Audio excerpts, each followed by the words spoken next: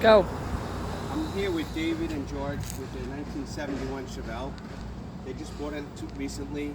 They brought it to us. We did some exhaust work, some suspension work, a little ignition work. They also had a Corvette that they brought to us, and same thing, a lot of maintenance stuff.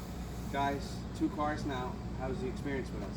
It's been beautiful, man. It's nice to know we can find a place that, you know, has their own laws of doing it the right way. Yeah. On these old cars. Yeah. You don't just bring it down to the guy at the neighborhood garage, Right. you know, where you get your gasoline. And when we found out about you guys and we saw the results, it's beautiful.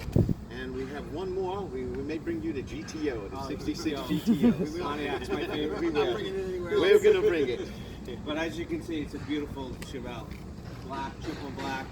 454. Yeah, big lock. Big baby. All right, guys. Thank you so much. Thank you. Thank you. Thank you.